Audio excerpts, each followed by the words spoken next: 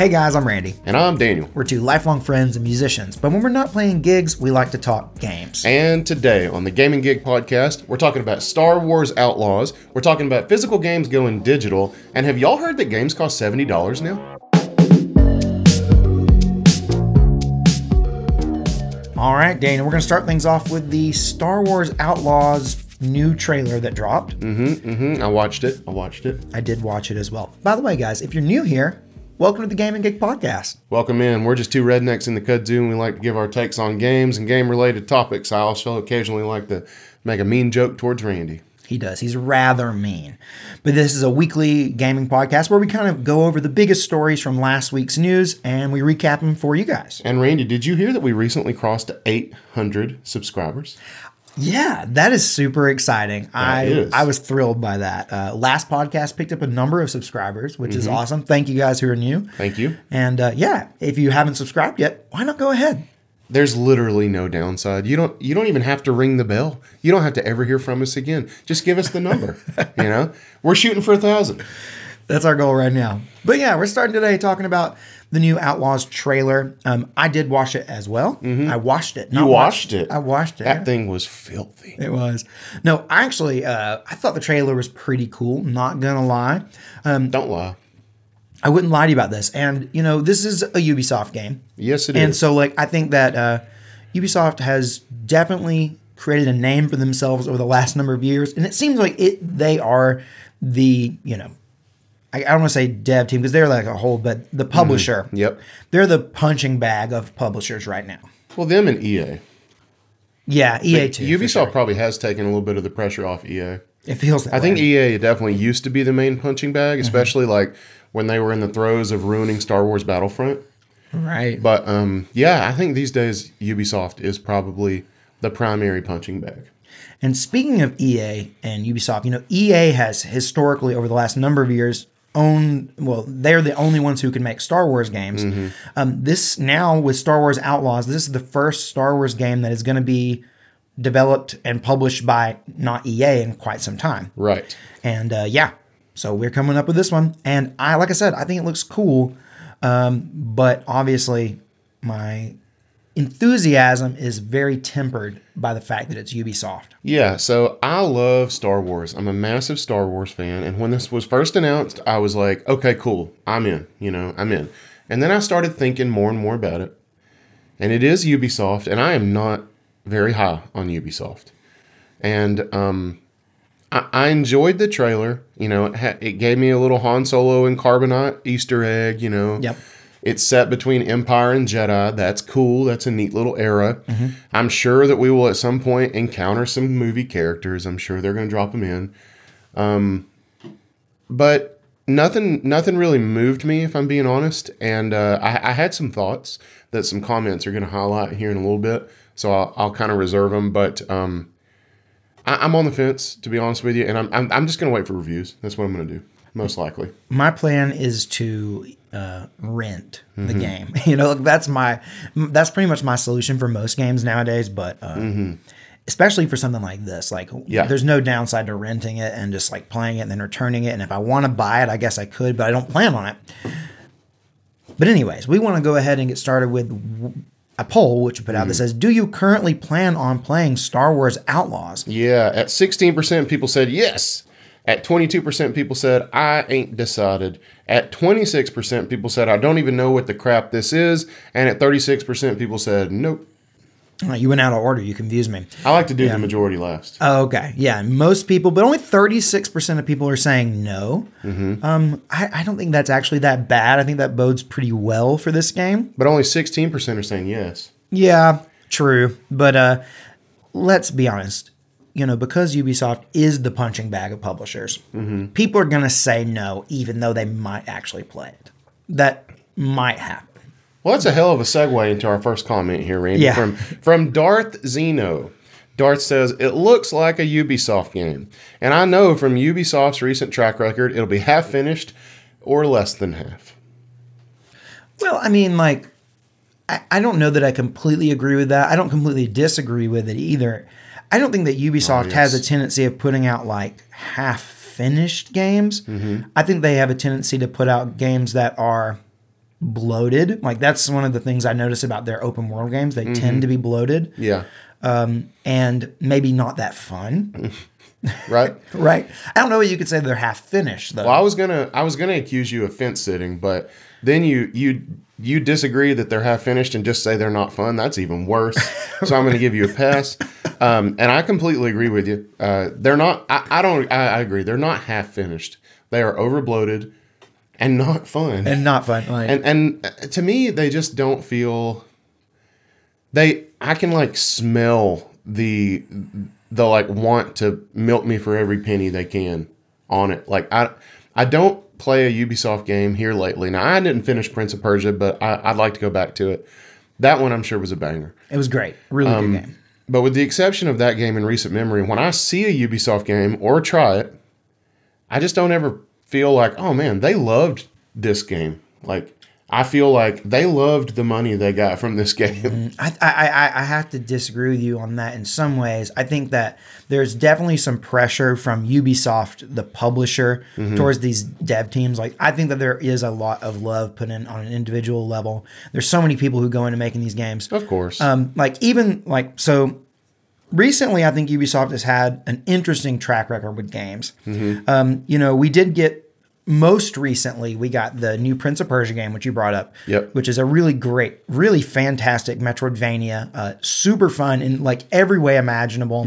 It's just really high quality. Like it was an excellent game. Before that, we got the Avatar game, which was done by the same exact development team that is putting together Star Wars Outlaws. And that is what worries me. Like that game was beautiful beyond measure. Probably the most gorgeous and most highly detailed open world that I have ever played. Just so beautiful. But the gameplay was just so like, it was like they put all their eggs in the making the game look good basket. Yeah. It was kind of like the Avatar movies in a way. You know what I mean? Where it's like the plot is very thin. The plot is straight from Pocahontas, but the movies are really pretty. Right. Well, like the plot definitely plays second fiddle to the way the movie looks, and in this case, the game. Yeah. And that's what makes me worried about Star Wars Outlaws. But going back one game before that, we got what Ubisoft's flagship, series, which is Assassin's Creed. Right. Assassin's Creed. Right. And we got Assassin's Creed Mirage, which honestly, I think a lot of people have been burnt by Assassin's Creed. So I don't think as many people played that game as I think they should have, because honestly, that was a significant improvement over Valhalla. Yeah. And maybe I should go play Mirage because I've heard that. And I might love that because I loved the original Assassin's Creed games. And honestly, I think that's one reason I'm not so high on Ubisoft is because I used to be extremely high on Ubisoft. Yeah. I loved Assassin's Creed like 1 through probably like 4. It was 4 Black Flag? Black Flag, yeah. Yeah, so 1 through 4 I freaking loved. And then, they just kind of, they felt very repetitive and iterative on what they've already done. And then eventually I tried Valhalla again. I love Vikings. I thought this is the one. It was not the one. I was wrong. And it was the epitome of like bloated and to me not fun. Although from what I understand, Valhalla was the best selling and most successful revenue generator out of any of the Assassin's Creeds. Okay. So what incentive do they have to well, go back to the games? Well, they did though. They did with. Mirage, I think, was a great middle ground where it kept some of the modern things that the games have gotten good at, but kind of went back to basics. A much shorter game, much smaller open world. Everything felt like I really felt like that game had genuinely had a lot of love put into it. Yeah. I really do think that some of the development teams really are interested in creating a great game. I'm not trying to trash on their devs. I know that they're just working on these games and they're trying to make the best game they can. Yeah. And they have certain things they have to do. Yes. I get that.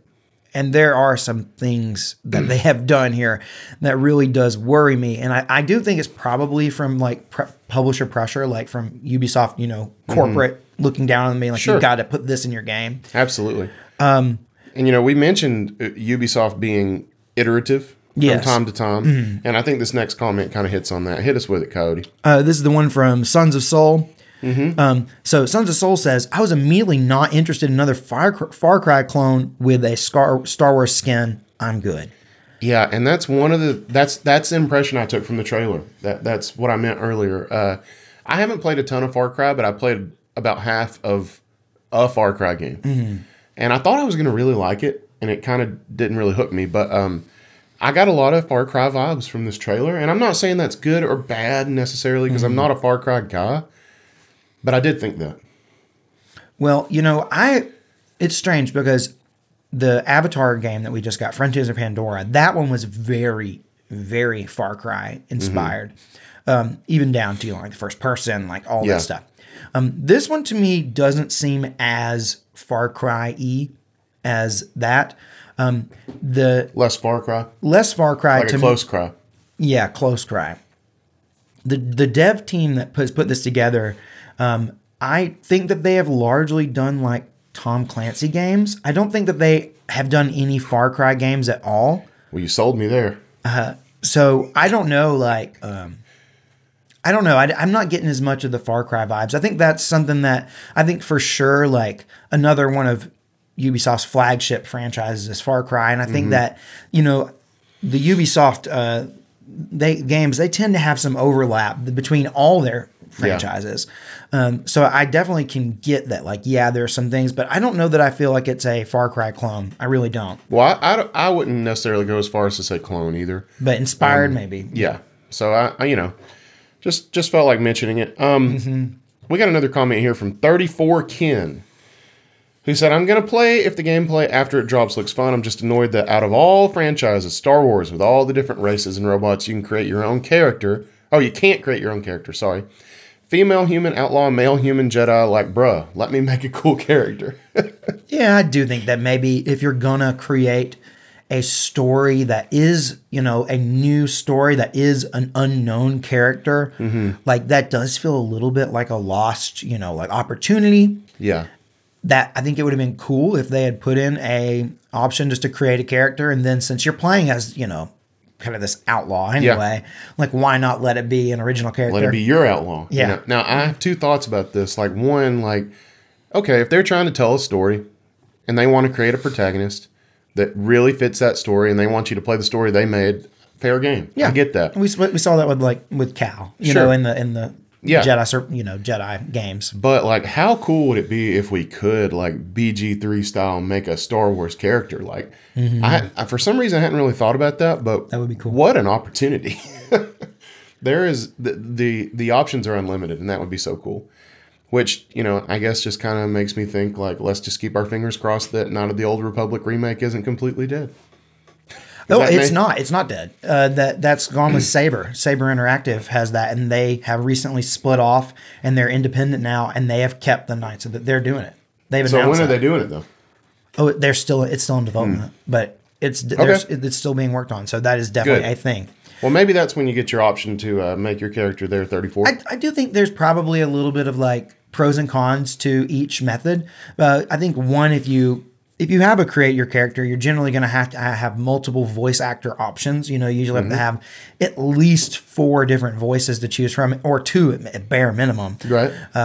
And I think that if you just have one, you know, you can kind of focus on getting the voice actor that you think fits the role the best. And like that's sure, it might make a better experience in terms of, you know, if they have like a very specific vision for this character. Yeah. Yeah. So I guess they could also save a little money that way too.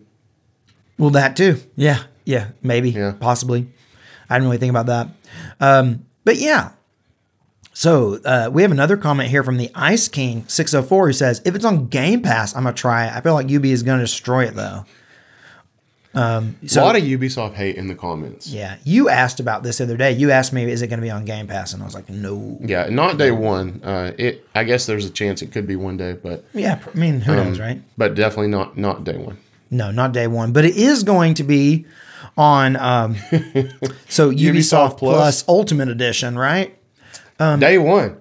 Day one. So which day one is the only question here. Yeah, this is kind of crazy. So if you look, the real one, I'll put up this graphic right now that shows the different ways that you can, you know, purchase and play Star Wars Outlaws.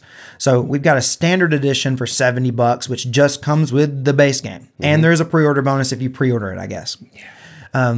Then we have the gold edition, which comes with a 3-day early access and the season pass. And that's $109. So that's an additional $40. Yeah. Jeez, to play 3 days early. Yeah. Mm-hmm. Oh my God. Yeah, that's more than $10 a day.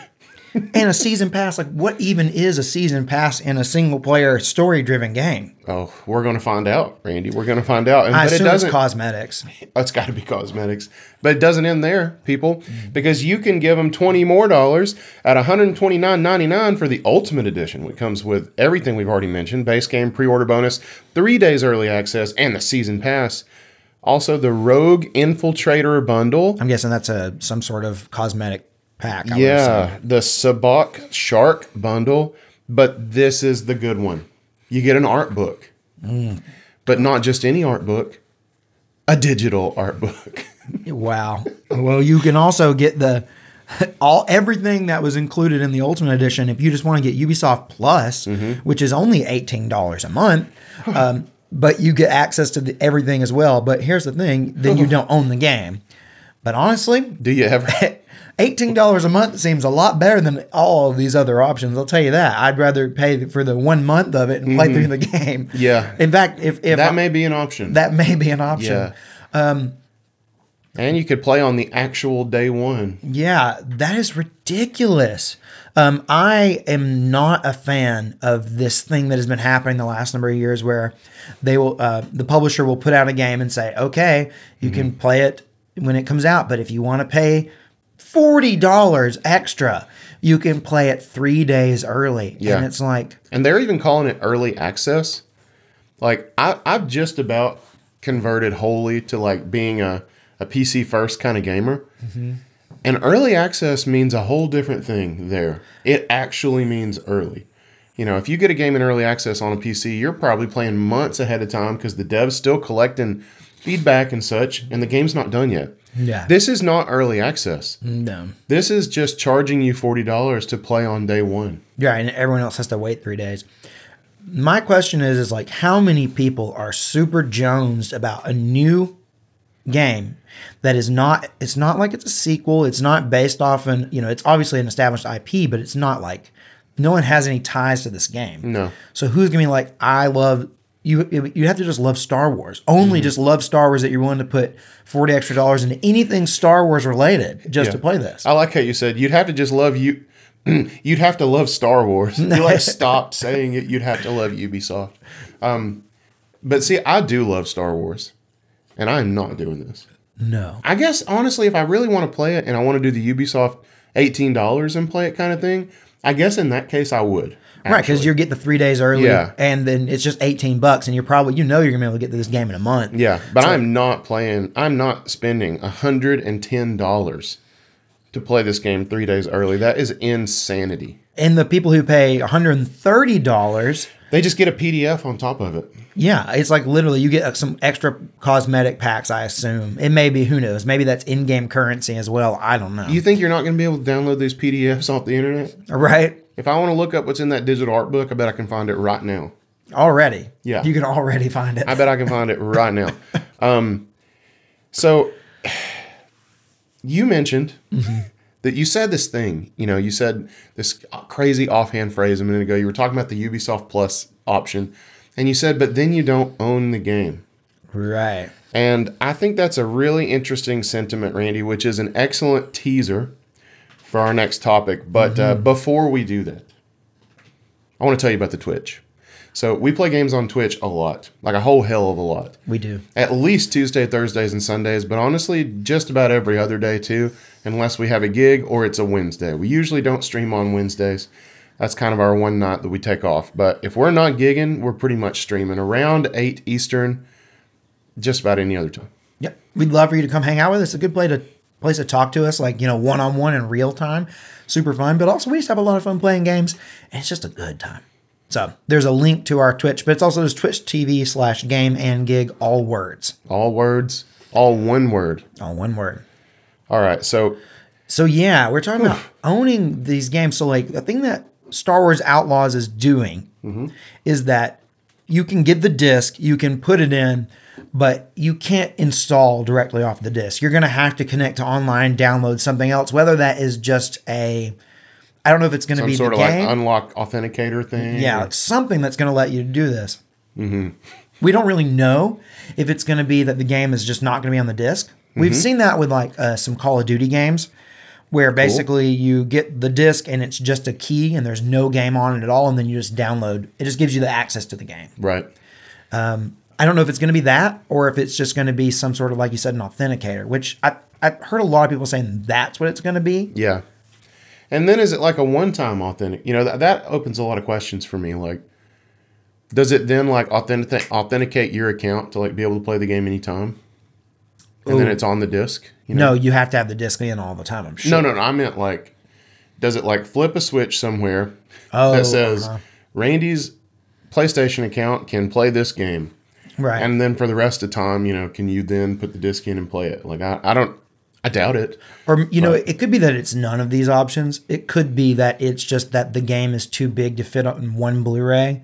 So they're just saying you have to download the rest of the game. Yeah. Which is probably what happened. Because this exact same thing happened with the Avatar Frontiers of Pandora game. And I don't remember what it was. I kind of think that it was that the full game just didn't fit on the disc. Yeah. Well, the same thing happened with Final Fantasy VII Rebirth. But then Square did us a solid and just gave it to us on a second disc. Right. Just put everything on 2. Yeah. Good guy, Square. Telling you what. Yeah. And so that's, you know, that's the question is like, do you even bother buying the game physically if the whole game, either the whole game isn't there or you're still going to have to connect online to play it anyway? Yeah. Like, is there any point in buying that physical game? Right. And so we put out a poll on that asking, would you still buy a physical game knowing it requires an online connection to install? Yeah. At 22%, people said, yes, I always prefer to have the disc. At 45%, I'll go in order for you here, Randy. At 45%, people said, maybe, it just depends on the game. At 24%, people said, no, might as well buy digitally. And at 9%, people said, no, I only buy digital. Right. So where do you land on this, Daniel? What do you think? Would you buy a physical game knowing that you still have to connect online and it's like the disc itself doesn't either have the whole game or you still need to connect? No, I would not. I don't see the point at that point. You know, to me, digital has a lot of upsides. It's got convenience out the wazoo, right? Yeah. So convenient. It's so portable if you're playing this on some sort of handheld, and we'll get to that. And the upside for physical to me does outweigh it. And that is the sense that I own that game now and nobody can take it away from me and I can play it whenever, at what point in my life I want to, as long as I have the hardware, right? Right. If they take that away, all I'm doing is buying crap for a shelf at that point. Right. And I don't have any of the convenience. And to me, that's not worth it. Right. But there are some very much downsides to, being digital in that if they want to pull your access to the game, we are finding out now that it can be done. Yeah. This hasn't really happened much yet, but it recently just happened with, guess who? Ubisoft, who just pulled people's ability to download the game, The Crew. Yeah. And now people who paid probably $50-$60 for The Crew, now they can't even re-download the game. It's even though, they took the online servers off, so the game doesn't function even if you could re-download it, but they're not even giving you the option to do it, period. They've just taken away, say, you know what, you don't own this game anymore. Done. Yeah. And I guess my point is like, yes, that's horrible. Yeah. But if all we're doing is buying physical access to digital media, what's the difference? You're absolutely right. That's what I don't see. I see all these people, even, it was a hot topic conversation in our Discord server, which we'll talk about later, of people giving all these reasons for maybe you should buy, a physical. And I just don't see the difference. I think that there is one big pro to buying it physically, even if it's not even if the game's not on the disc, is that even if it's just a key on the disc, you still have the opportunity to, at the end of it, sell it, get rid of it, or you have an option to lend it to somebody, let them play it. You could borrow it from somebody else. Like, I think that it still is more flexible in what you can do with it. So for that reason, I would prefer still to have the disc. Yeah. And you brought that up yesterday. We were talking about this on a set break when we were putting the gig in gaming gig. And that's a good point. Yeah. Because all my thoughts were coming from like once years have passed. Like looking into the future, I don't see the upside. Your points are like, well, the game, when it's alive, you have these options. And you're right. Yes. So while right now I still say I landed in no. Yeah. I might be a maybe. You might be a maybe. Yeah. I do prefer always to own the disc, even if it is for multiple reasons. One, that the ability to share, the ability to at least I have something. But that's really the main thing for me is like, I am a stuffed goblin. Mm-hmm. I like to collect. I don't like I don't know that I'd buy if it literally didn't even have a disc. If it was just one of those ones that has a piece of paper in there with a code on it, and it's just the box with a piece of paper in it. That's a pain. I don't know that I would do that, and that luckily that's pretty rare, but it has happened. I see that with like Fortnite and stuff on Switch. Right. It's just a code in a box.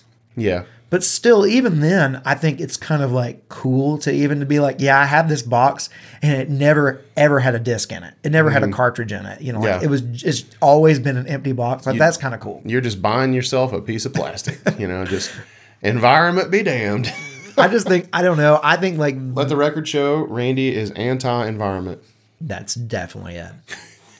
Let's read a comment here. All right. Hit us with old Doc U. Doc U says, the whole point of buying physical is not being dependent on the internet. Yes, there are patches, but on PS4 and Switch, you can play the games with no access to the internet right from the disc. A physical game that is only option of playing is by online is just not worth buying. And yes, I avoid physical Switch games that online access is required, such as Hogwarts Legacy. Yeah. So this kind of spoke to me because it's like me to a certain extent. One of the reasons I loved my Steam Deck and my Switch before that is that I can just take the game anywhere I wanted to go, and it doesn't matter if I have internet, I can play it, right? We're seeing more and more games where maybe that's not the case. Like maybe there's some sort of DRM or it's an online-only kind of live service game. Like I get that, and those games are thankfully not the majority. And for those people who don't know what DRM is, explain that as well. It makes your game go and check the internet that you own the game before you can play it. It's like authenticating that it's not pirated or tampered with. Yeah, normally it's with pirated and tampered with. Like it's generally for people. For games that they don't want people to mod, which is super weird. But we've seen Capcom specifically do this a lot lately. Yeah, where they for some reason are very against people modding their games, so they'll have to check in with the server to make sure it's not been tampered with. Then you can play it, which is ridiculous. Yeah, the most recent game I played with a real in-your-face DRM was Control. And the internet even claimed that Control didn't have DRM on Steam anymore. It totally did when I played it. Yeah. But I still loved the game. But I was annoyed in those situations when I couldn't just pull out my Steam Deck and play it because I did try. So if you're offline, it won't let you? It won't let you. What you have to do is hotspot to your phone or something and hit internet long enough for it to authenticate, and then you can take the internet away. So it's not horrible, but it is annoying. That's still super annoying. Yeah. That's still super annoying. It was annoying. Yeah.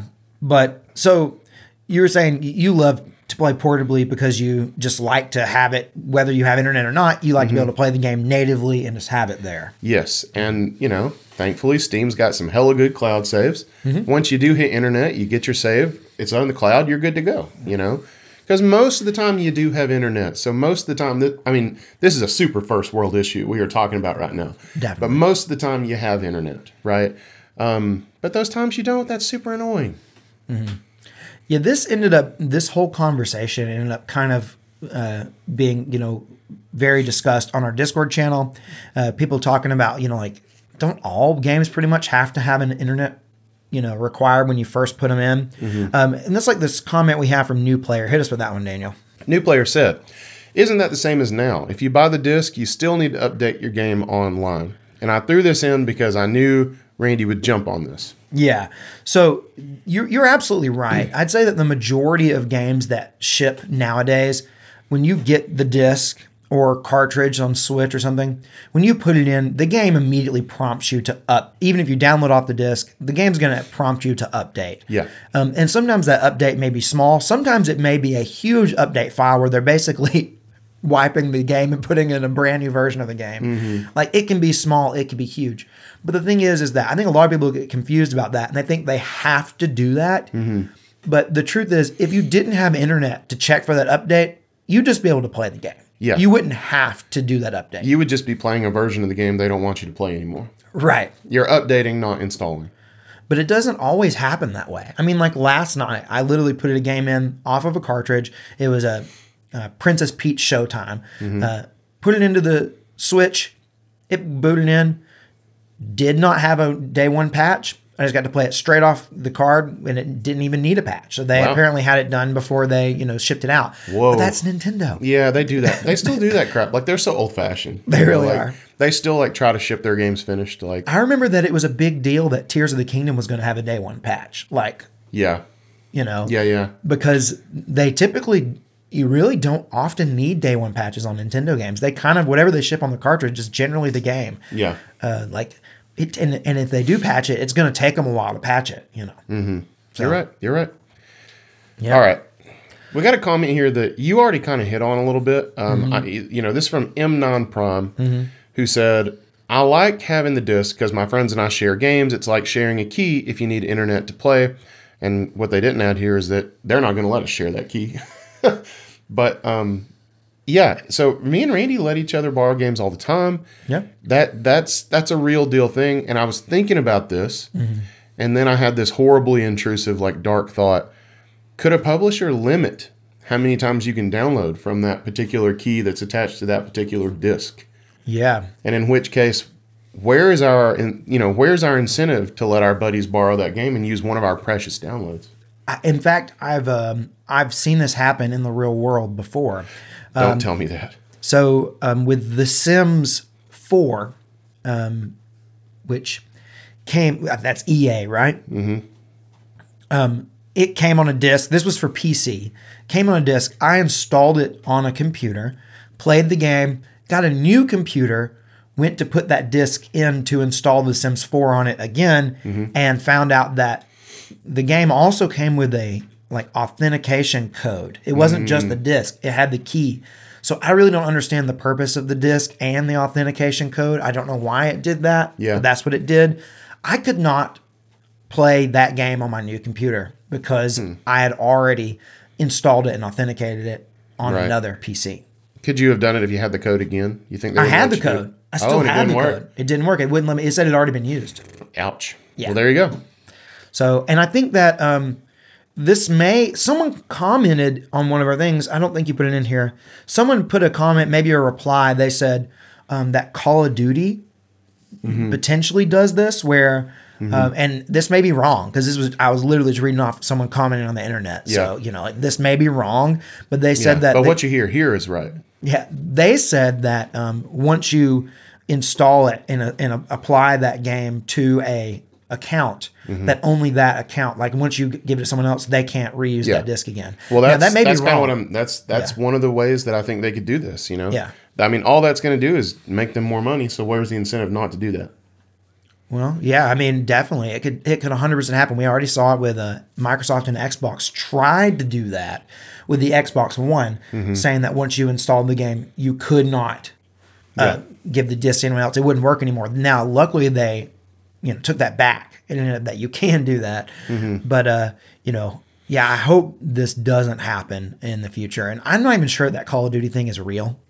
So don't quote me on that. I kind of think it's not. I kind of think it's not. I want to plaster that Coyote quote all over the internet. It just doesn't feel right. Throw it on Zitter. I think it's very rare, but I think it could happen. It definitely could happen. Yeah, it could. Okay, so next we got a comment from Bali X Max. Man, sorry. I'm adding too many X's in there. Who said, or just don't buy BS live service games in the first place. 9 out of 10 are terrible anyway. Yeah, and that made me wonder, we haven't even been talking about live service games. Is that even the issue? I know they're super popular, but, is that even the problem? No, that's not the problem, because generally, we haven't been talking about live service because this is bigger than a live service game problem. Right. This came up because of Star Wars Outlaws. Yes. Which is not a live service game. Even though they are season pacifying it, so season pacifying. Why does every game have to have continuous options for, monetization? Why? Because money, Randy. That's why. Because money. Because people buy there are people out there who buy every single one of them. Yeah. That's why they do it. Would you rather have a game like a single player game like Star Wars Outlaws, would you rather it ship with a just tacked on season pass, or be like Dragon's Dogma 2, Resident Evil 4 did, where it's just filled, it just has the option to microtransaction the hell out of it, but none of them are needed? I'd rather it be the second option. You'd rather it be like because RE4 or Dragon's Dogma 2? A season pass does the whole prey on your FOMO thing, like the 3-day early access thing. Yeah. Whereas if it's just there and you can spend money if you want to, but it's there forever, that at least takes that out of the equation. And that's freaking crooked. Like, preying on people's FOMO is freaking crooked, man. Like, they just bought your game for $129.99. Give them the damn outfit. Well, I mean, they're getting the outfits. Yeah, but they're not. You get the season pass. You get the bundle. You get it all. Yeah, but the season... Okay, fair enough. So, but I guess the season pass, you'll at least have to earn it. You will have to earn it. So you buy the...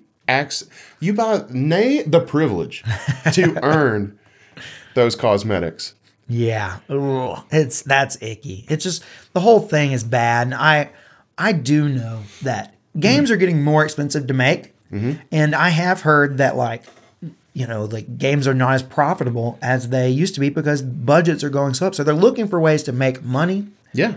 And I get, like, you got to get your bag. You got to make it worth it. You're not going to put a game together and sell it for less than what you want, what you made it for. No. I get that. Me too. But still, at the same time, it's like maybe the budgets don't have to be that big. That we have to have a season pass in a game that doesn't need a season pass. They don't. Clearly they don't, because there are games that have budgets that aren't that big that are great. So clearly they do not have to be that big. Right. This really segues quite nicely into our next topic. It does. But first, I want to tell you guys about our Discord server. There is a link to join our Discord server in the description of wherever you're listening to or watching this podcast. Odds are you're probably watching on YouTube because that's what the stats say most people do. Hashtag statistics. But we would love to have you there. It's a great place just to hang out. It's a very small server, but very welcoming. Very. Yeah. It's a cool place. Nobody's rude. If they are, we kick them. I mean, like, luckily we don't have to do that. Nah. Because everyone's super nice. Yes, they are. All right. We would love for you to come join and be nice along with everyone else. Yeah, be nice. So, Randy, you're right. That was a hell of a segue, man. I'm in awe, to be honest with you. But have you heard about this new quote from the Saber Interactive CEO? Have you heard? Yeah, I heard about this. So, dude's saying that he thinks that $70 games are going to actually go away. Like, it's not going to be a thing anymore. Yeah, and he says that this is going to be the case as developers move to reduce costs and risk in the increasingly challenging AAA games market. So they're trying to minimize the risk if their game flops, I guess. Is kind of what he's saying. Like a big old AAA game that you have to sell at $70 because that's just what it costs to make. If that thing flops, you're losing a lot of money. Yeah. So he's saying we're just going to sell it for less. That way we spend less, and that way we lose less. Okay. Or at least we, meaning the games industry. That's what he's saying. So he's saying that they're going to move towards maybe a more AA sort of market where the games are cheaper. They don't take as long to make. We put out, not big of a risk. You just kind of go with these smaller titles and. Yeah, and there's a recent game that I think people are kind of calling AA called Helldivers 2. Yeah. That he kind of cited as a great middle market game he'd want to emulate. But then the fellow went on to say that even though he feels this way, the upcoming Space Marine 2 will indeed be $70 because he's afraid that if audiences see cheaper price tag, it is emblematic of poor quality. So he's saying, I think this is going to go away. We need to minimize our risks, but we're not doing that yet. Yeah, and maybe that's just what he wants to see. Yeah. But yeah, that does a little bit of talking out of both sides of your mouth. A little bit. 100%. A little bit. I don't know. I do feel like the $70 game thing, we've lived with it for a little while now. And is it going anywhere? It hasn't yet. But that's the question is, are $70 games here to stay? We actually put out a poll about that. Hit us with the results of that, Daniel. Yeah, at 30%, people said, no, I don't think so. I think they're going to go away. I think we'll get back to spending less. And then at 70%, people said, yep, they're here to stay. Yeah. Where do you land on this, Coyote? It's hard to say. I think that we have come to a point where it's the $70 game has become the norm. I think it definitely is, at least for the time being, it's going to be here. But if these big AAA games, like say, we had Immortals of Avium as one that comes to mind, like a huge flop. Huge flop. And it was a $70 game. More like Immortals of Failvium. If we start to see more big yeah, that was really good. If big AAA, like $70 games start to flop more often and they don't make back the investment, I could see a potential where the market moves towards saying, let's try some smaller projects. Yeah. And then sell them for cheaper and see if they could potentially be, is there a sweet spot? And I think that definitely Helldivers 2 is something that maybe is indicative of like, hey, there's a way we could go here. What if we do put together a game that is cheaper, but is, if it hits, it's not as big of a risk. And then maybe we have the option to make, just as much money off of it as if we had, put that AAA budget behind it. Yeah. And now I think I'm going to accuse you of being a fence sitter. Okay. Because you said, maybe they're going to work on some smaller projects if these games continue to flop. But I would argue that those smaller projects won't be AAA. And that when they do release the big hitters, they probably will still be $70. Oh, yeah. Definitely. Okay. I guess like I'm a little confused at the whole idea. Like I was thinking more like, are we going to move away from all the games being $70 budget? But I do think that the big games, like the big games, are still going to stick at 70. Yeah. I don't think that's going anywhere. Yeah, I should clarify there. No, I think that the big ones, the big games, like GTA 6 ain't going to come out and be less than $70. Hell guaranteed. No, it is not. Guaranteed. Which is a great lead into our first comment from Jeremy Gage, who said, I'm sure it'll go up to 80 in a gen or two. Even a market crash won't keep AAA companies from trying to gouge us. I'm inclined to agree that it's not going to go down. It'll only go up. I don't know that it's going up to 80 anytime soon, but he said in a gen or two, Yeah, I mean, in a generation or two, sure, we could see it. And we might even see, like, I'm trying to think, what was the first, like, $70 game? Like, what was the first one we saw? I kind of feel like it may have been... The first one I remember is Returnal.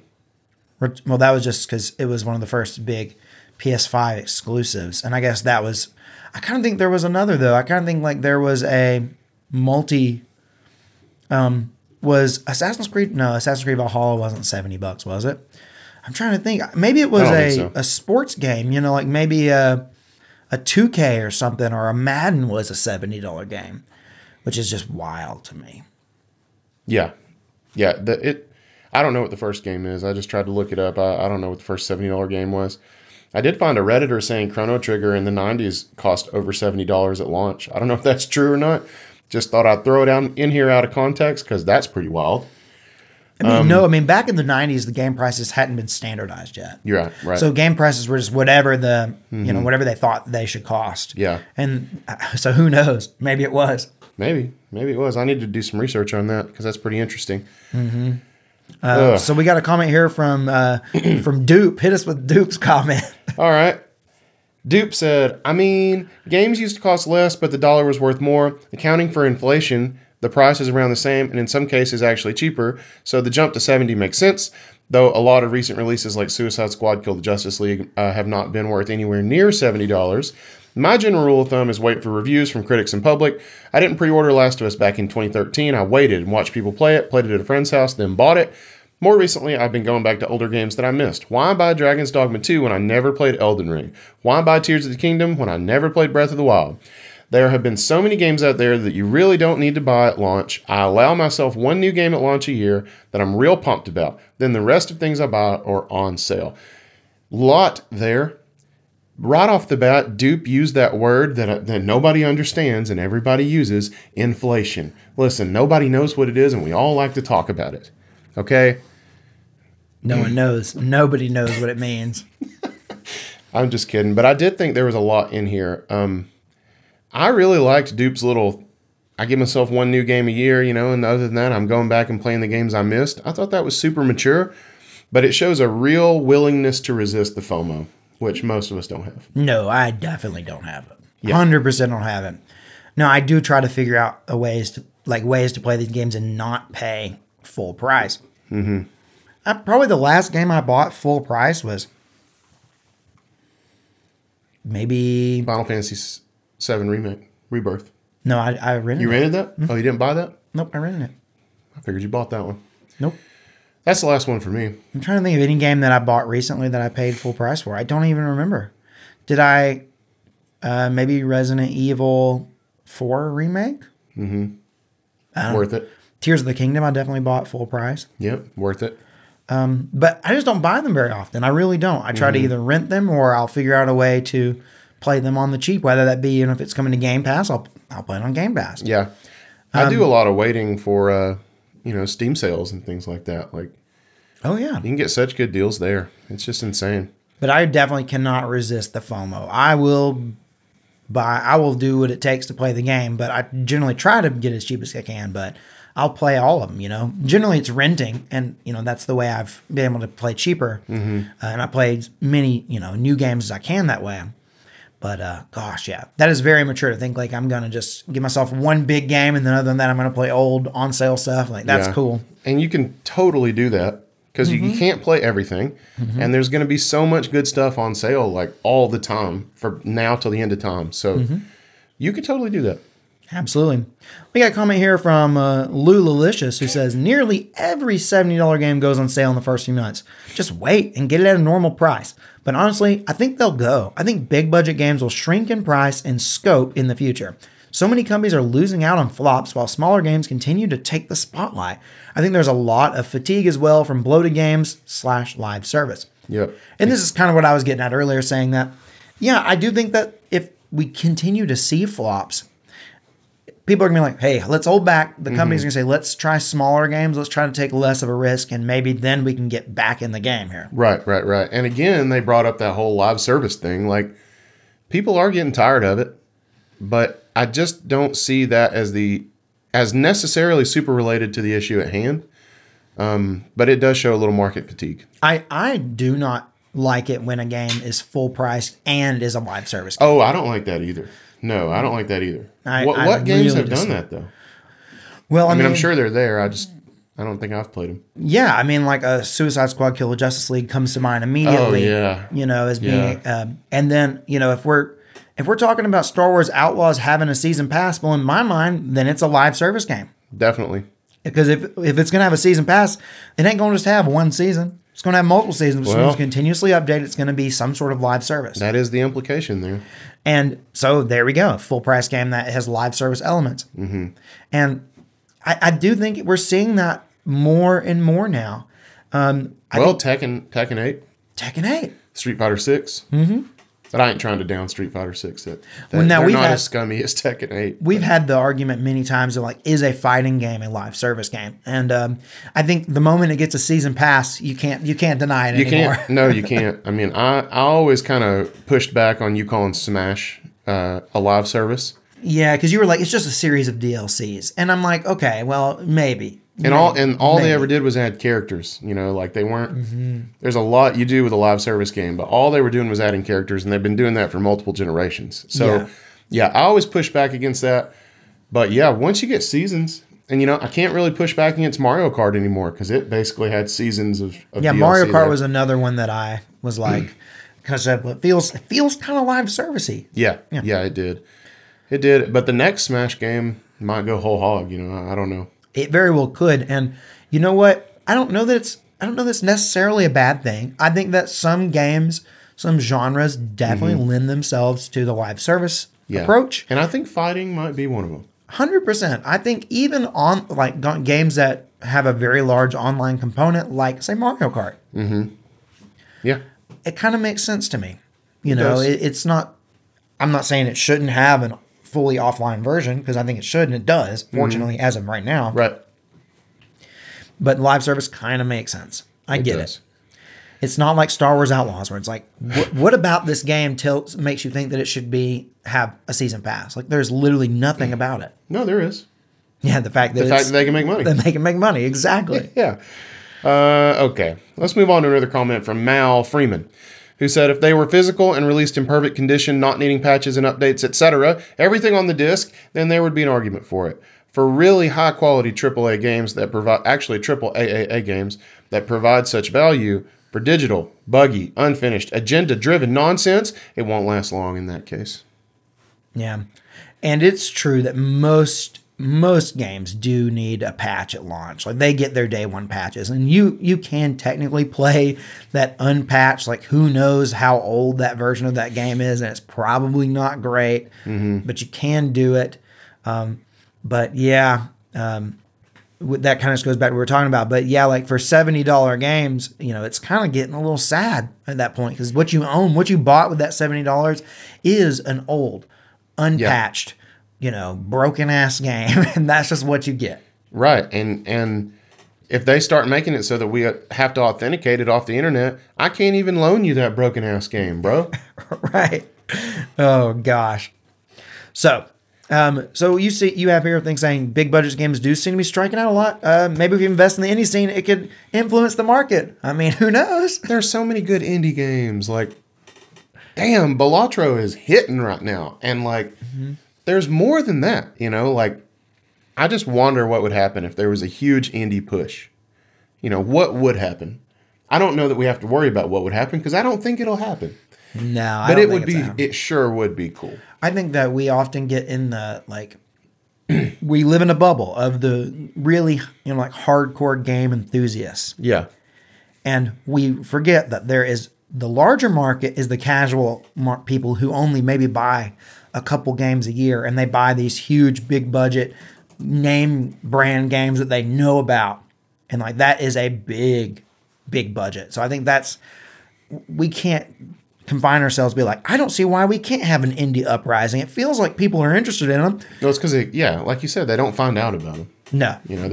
They don't have the marketing budget, and they don't find out about the games. If you're not on Steam looking around, or on Twitch, interacting with some streamers that are, plugged into that, a lot of these go under the radar, and it's a shame, because there's some really, really, really good games that are better, in my opinion, than the vast majority of AAA games we get.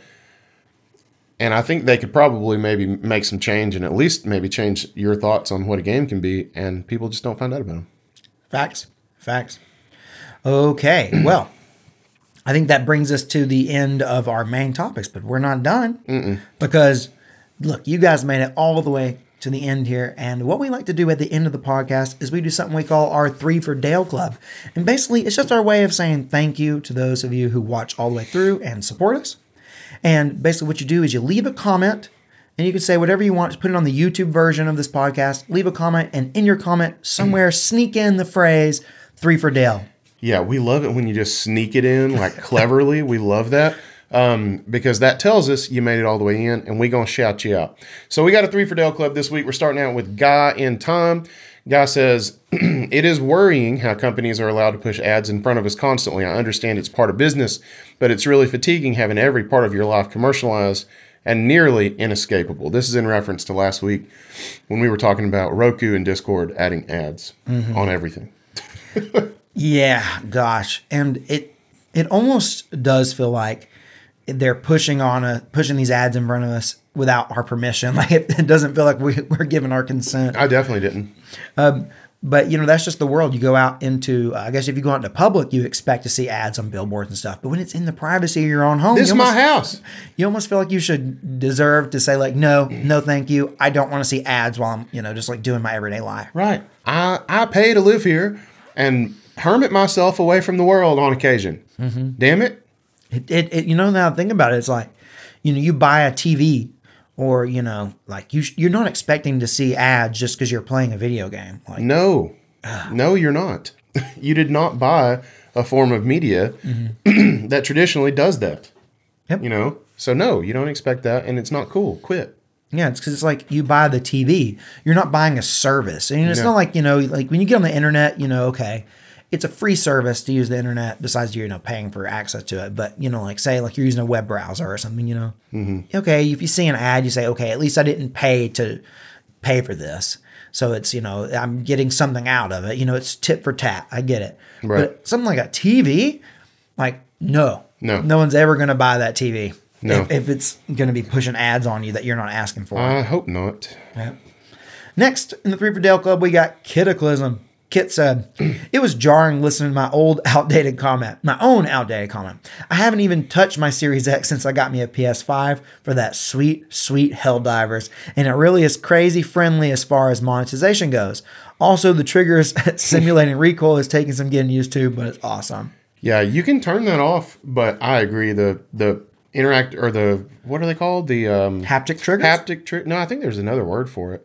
Anyway, those triggers are sick. I love them, and they do get crazy in Helldivers.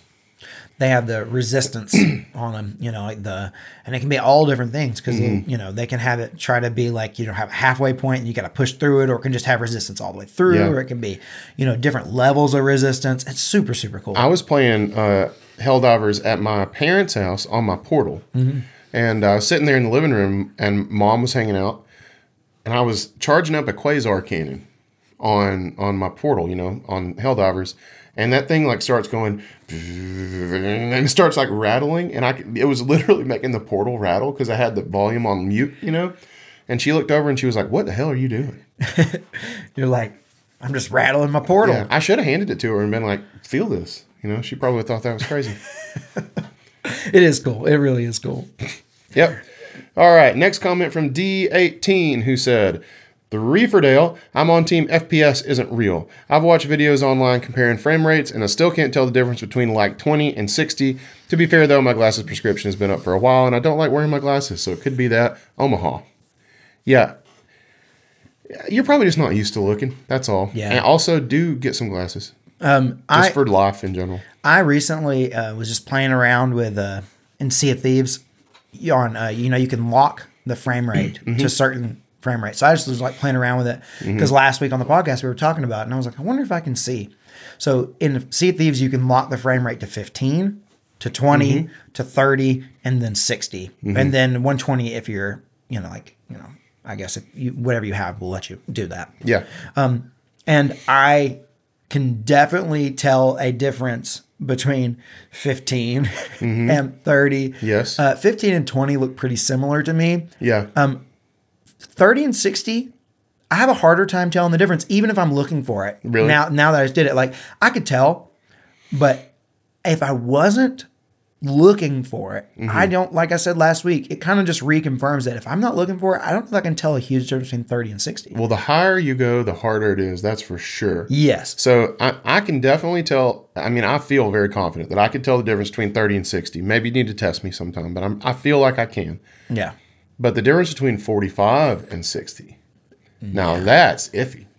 Yeah. That's a hard one. And then even 60, if you're looking for it. Yeah, and then 60 to 90, I might not be 100% on that one. Yeah. Now 60 to 120, I think I could get every time.